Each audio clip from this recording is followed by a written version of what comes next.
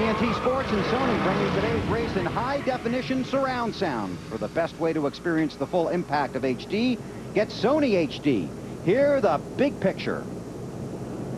43 cars have come to life on pit road, getting ready to roll out onto the track. Budweiser, the official beer of NASCAR, is the proud sponsor of the Budweiser Pole Award, given to the fastest qualifier at each NASCAR Nextel Cup Series race. Budweiser congratulates Tony Stewart for this weekend's race. Tony hit his second pole of the season. They got a full field for that race, don't they? It's going to be packed. The Budweiser shootout. Here's the starting grid for today's race, and take a look. Tony Stewart on the pole next to four-time series champion Jeff Gordon. Row 2, Earnhardt Jr. looking to turn things around starting today. And Matt Kenseth already looked like they turned their deal around. Row 3 on the inside, Scott Riggs. On the outside, Elliott Sadler. Elliott trying to finish 11th. Two chasers in row 4, Rusty Wallace, the '89 champ, and the dark horse in the chase, Jeremy Mayfield. Row 5, Kevin Harvick, and another chaser, Jimmy Johnson. Back in row 6 on the inside, Joe Nemechek. On the outside, last week's winner at Richmond, Kurt Busch. In row 7, Ryan Newman, one of the chasers, and Jeff Burton, a four-time winner here at New Hampshire. Row 8, we have another chaser, Mark Martin on the inside, and the outside, Dave Blaney. Row 9, Bobby Labonte. Jeff Green will make up that row. In row 10, you'll find Robbie Gordon, who has a win here, and Jamie McMurray, one of the guys chasing the $1 million for 11th place. Row 11, Casey Kane on the inside. On the outside is Mike Bliss. Back in row 12, Casey Mears. On the inside, Carl Edwards as he tries to win the Nextel Cup on the outside. Mike Wallace is in row 13 next to Greg Biffle, who starts deeper in the field than any other driver in the chase. Row 14, Travis Kvapil on the inside. On the outside is Ricky Rudd. And as we take you through the rest of the starting grid, let's jump on that radio and see who Benny's dialing up.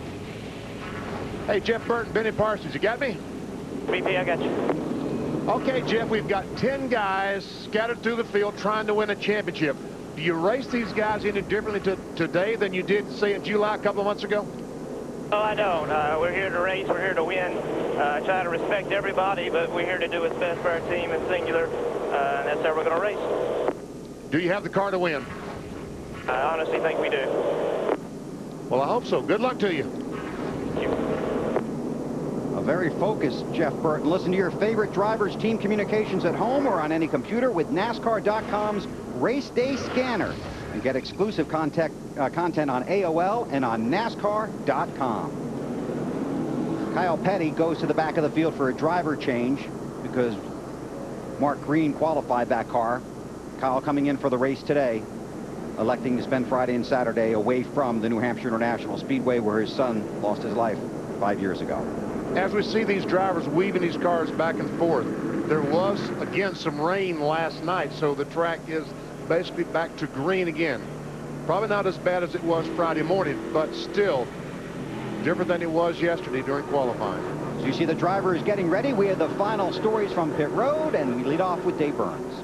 Bill, the hopes of Joe Gibbs Racing lie squarely on the 20 car of Tony Stewart. And if you talk to their team and crew chief Greg Zipadelli, their hopes pretty much lie within themselves. They're the only one of their 3 teams to make the chase. And Greg told me this morning, you know what? We've been doing so well, we don't need a lot of help from our teammates. As for the Evernham Motorsports team of Jeremy Mayfield, his teammate Casey Kane has already discovered some things for intermediate tracks.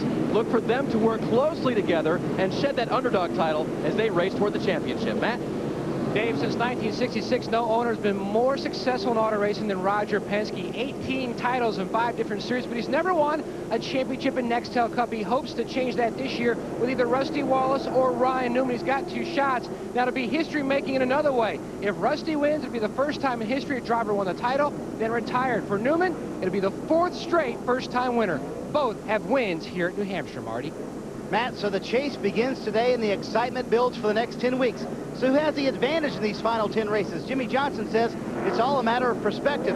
Roush is the conventional wisdom favorite, but he says I have the entire Hendrick Motorsports organization behind me. That will be a key, and I think we'll gain some momentum in these first few races. Alan? 5 of the 10 cars competing for the championship belong to Jack Roush. But I talked with Jack this morning. He said all of those drivers are on their own. There are no team orders, except for one. Don't wreck each other, unless you're coming off the last turn of the last lap at Homestead and you're racing for the championship. Thanks, guys. Enjoy the race down there. Glad you're along for the ride on TNT. Let the chase begin.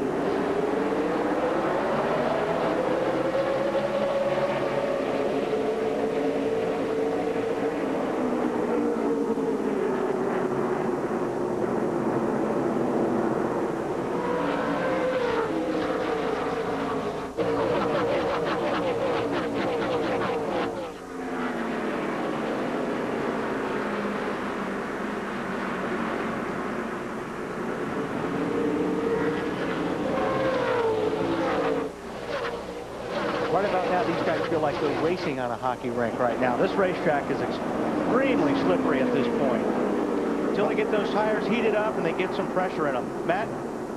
Now this morning, Slugger Labby told his over-the-wall and crew members, we got here by being consistent. We're going to have to ratchet it up, but let's not take ourselves out of our game.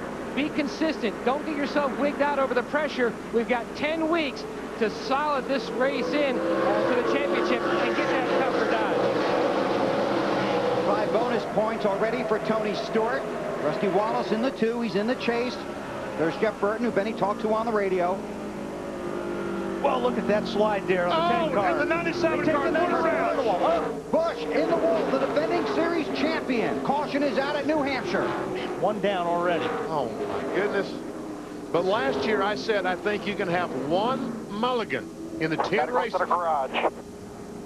And we can see the water from under the car, so the radiator is broken. He's going to have to go to the garage, replace the radiator, and get some of the sheet metal from around the tires. Well, I mean, he's going to finish probably 40-something in points, even if he gets the car fixed and comes back out. So it's this is one of those situations you're starting off being in the hole.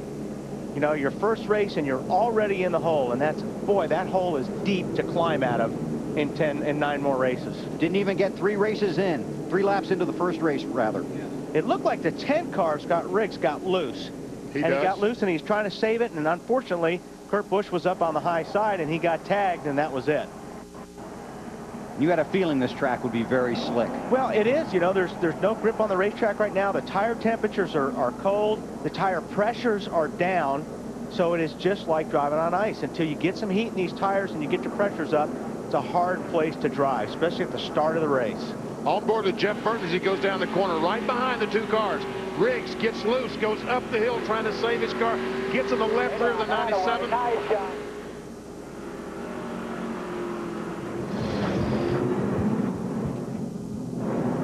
There's Kurt Busch already out of his car.